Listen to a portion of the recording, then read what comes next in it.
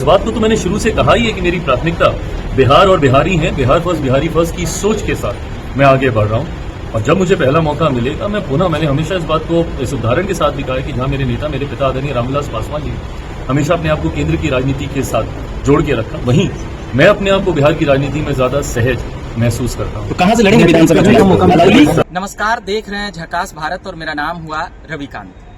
आज नरेंद्र मोदी का दौरा था बिहार में, वहां चिराग पासवान भी गए। वहां से आने के बाद पटना सीधे तौर पर जो पहलगांव में जो आतंकी हमला हुआ है उस पर वह खुलेआम बोलते हुए नजर आए कि एक भी आतंकी वक्त से नहीं जाएंगे और हमारे प्रधानमंत्री सुरक्षा और रक्षा के लिए जाने जाते हैं, वह छोड़ेंगे नहीं। वहीं नरेंद्र मोदी का भी जिस प्रकार से भाषण हुआ है मधुबनी में, वह खुलेआम तौर पर आतंकियों को और पाकिस्तान को खास करके वह खुलेआम चुनौती ही नहीं दे रहे थे, वह सबक सिखाने की बातें पूरी तरीके से कर रहे थे। मगर जो सबसे बड़ी राजनीतिक घटनाक्रम में राजनीति की बातें रही बिहार के लिए, वह चिराग पासवान यह उन्हीं बातों को दोहराते हुए आए कि हमारी राजनीति में आने की मकसद ही यही थी जिसका प्राथमिकता पहले बिहार था। और बिहार जब विधानसभा चुनाव लड़ने की बात हुई तो वह साफ कहते हुए नजर आए कि 25 वाली बात पर वह कहे, अभी उस पर वह नहीं बोले कि कहां से लड़ेंगे, क्या लड़ेंगे।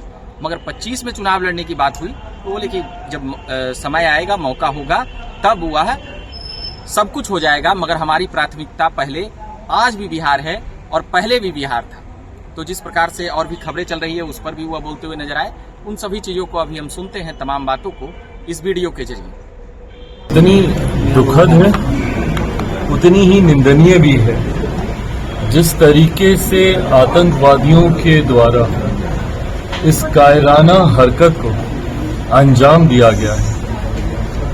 उम्मीद नहीं, पूरा विश्वास है आज की तारीख में भारत का नेतृत्व एक ऐसी मजबूत इच्छा शक्ति वाले प्रधानमंत्री के हाथ में है जिन्होंने इससे पूर्व में भी, जब पुलवामा में भी ऐसी घटना घटी थी, तब भी आतंकवादी और उनके संरक्षक उनको मुंह तोड़ जवाब देने का काम किया था। आज पहलगांव में जिस तरीके से ये घटना घटी, इस पर भी उन्हीं की भाषा में उतना ही मजबूत जवाब देने का काम हमारी सरकार करेगी, जिसकी शुरुआत कुछ नीतिगत फैसलों से की जा चुकी है। जिस तरीके से सिंधु संधि को लेकर, इंडस को लेकर जो समझौता था, जो ट्रीटी थी, उसके ऊपर जिस तरीके से अब रोक लगाई गई है, जिस तरीके से हमारे देश की 6 नदियों का पानी, उसका एक अधिकांश हिस्सा जो इस ट्रीटी के तहत पाकिस्तान को जाता था, लगभग 80%, उस पर रोक लगा उन लोगों को पानी के लिए आज की तारीख में त्राहिमाम करना पड़ेगा जिन लोगों ने खून बहाने का काम हमारे देश में किया। ये शुरुआत है, आने वाले दिनों में कई और मजबूत कदम हमारा देश भारत लेगा। इस बात में कहीं कोई संदेह नहीं कि जितनी मर्माहत करने वाली ये घटना है, जितना दुख और उसके साथ जो आक्रोश देश की जनता के भीतर है, वही भावना हमारी सरकार और हमारे प्रधानमंत्री के भीतर है। जरूर उस भावना का सम्मान करते हुए जिस जवाब का इंतजार हमारा देश कर रहा है कि उन आतंकवादियों को और उनके संरक्षक देशों को दिया जाएगा। साथ ही में मैं अपनी तरफ से उन पीड़ित परिवारों के प्रति भी संवेदना और श्रद्धांजलि व्यक्त करता हूं जिन्होंने अपनों को इसमें खोया, और जो लोग घायल हैं वो जल्द स्वस्थ हों, ये भी कामना करता हूं। विपक्ष ने लेकिन सवाल उठाया राजू, जहां राजद के सोशल मीडिया अकाउंट पर पोस्ट किया गया है नरेंद्र मोदी के बिहार आगमन को लेकर, कहा गया है कि एक तरफ इतनी बड़ी घटना होती है, दूसरी तरफ चुनावी प्रचार नरेंद्र मोदी कर रहे हैं। दिक्कत ये है ना कि इन लोगों को हर चीज में राजनीति दिखती है। मेरे प्रधानमंत्री अपना कार्यक्रम छोड़कर आधी रात में वापस देश आते हैं।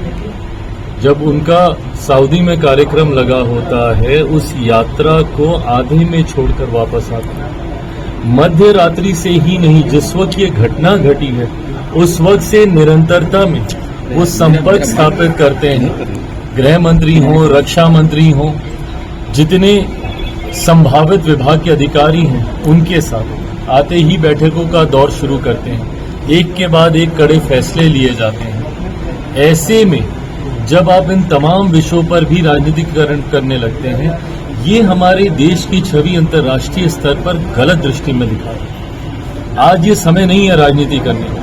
और आज वो जिस कार्यक्रम में आए हैं, अगर इस बात की जानकारी विपक्ष के लोगों को नहीं है तो जानकारी लें। ये उन गरीब लोगों के लिए वो आए हैं जो गरीब कल्याण की योजनाओं के लाभार्थी हैं। उनका हक, उनका अधिकार उनको देने यहाँ पर आए, किसी चुनावी प्रचार में नहीं आए। आज हमारे प्रधानमंत्री जी का भाषण भी देख लीजिए, कौन से विपक्ष के ऊपर उन्होंने प्रहार किया। सिर्फ उन्होंने केंद्र सरकार की नीति, लाभार्थियों को योजना के बारे में उन्होंने लाभ देने का काम किया। और हाँ, उसी मन से एक करारा संदेश, एक करारा जवाब उन देश और उन संरक्षकों को भी देने का काम किया जो आतंकवाद और आतंकियों को पालने का काम करते हैं। ऐसे में अगर विपक्ष को गरीब कल्याण की योजनाओं से ऐतराज है तो ये सोच उनकी हो सकती है। जहां हमारे प्रधानमंत्री में इतनी क्षमता है कि वो सरहद पे सीमाओं को भी सुरक्षित रख सकते हैं, तो वहीं उतनी क्षमता भी है कि उसी समय हर गरीब को उनका हक, अधिकार भी देने का कार्य वो एक साथ कर सकते हैं। बिहार में महागठबंधन की बैठक हुई है, तेजस्वी यादव 1.5 घंटा लेट पहुंचे हैं समय से, कैसे देखते? अब ये तो अब वो अपना बताएंगे भाई कि क्यों लेट पहुंचे। ये तो सम्मान है उनका गठबंधन के नेताओं के प्रति। राजद में अफसोस इसी बात का है कि एक अहंकार है।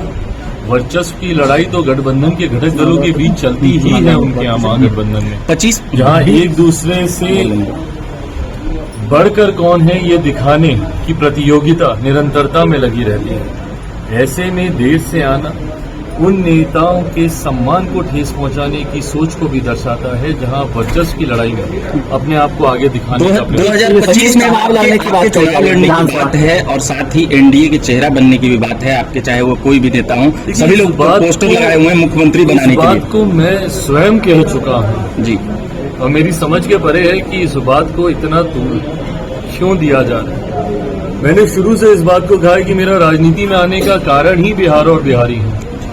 मैं दिल्ली में रहा हूं, बम्बई में मैंने काम किया है, मैंने देखा है किस तरीके से दूसरे देशों में, दूसरे प्रदेशों में बिहारियों को अपमानित किया जाता है। बिहार से पलायन करके गए हुए लोग जो आज दूसरे राज्यों में रहने के लिए मजबूर हैं, दूसरे देशों में जाकर रहने के लिए मजबूर हैं। मेरी सोच तो सिर्फ पलायन को रोकने तक की नहीं है, बल्कि रिवर्स माइग्रेशन करवाने की। जो लोग बिहार छोड़कर गए हैं, जो पीढ़ी दर पीढ़ी दूसरे राज्य, दूसरे देशों में रह रहे हैं, उनको कैसे मैं वापस लेकर आऊं, इस सोच के साथ मैं राजनीति में आया हूं। दिल्ली, बंबई चमचमाते शहर बने, मेरा बिहार का वैसा चमचमाता शहर बनेगा, इस सोच के साथ मैं राजनीति में आया। तो इस बात को तो मैंने शुरू से कहा ही है कि मेरी प्राथमिकता बिहार और बिहारी है, बिहार फर्स्ट, बिहारी फर्स्ट की सोच के साथ मैं आगे बढ़ रहा हूं। और जब मुझे पहला मौका मिलेगा, मैं पुनः, मैंने हमेशा इस बात को इस उदाहरण के साथ भी कहा है कि जहां मेरे नेता, मेरे पिता आदरणीय रामविलास पासवान जी हमेशा अपने आप को केंद्र की राजनीति के साथ जोड़ के रखा, वहीं मैं अपने आप को बिहार की राजनीति में ज्यादा सहज महसूस करता हूं। तो कहां से लड़ेंगे विधानसभा चुनाव? सवाल है। आपने सुना कि क्या कुछ कह रहे थे मोदी सरकार के मंत्री चिराग पासवान। और भी खबरों में बने रहने के लिए आप देखते रहिए झकास भारत। मेरा नाम रविकांत हुआ। धन्यवाद।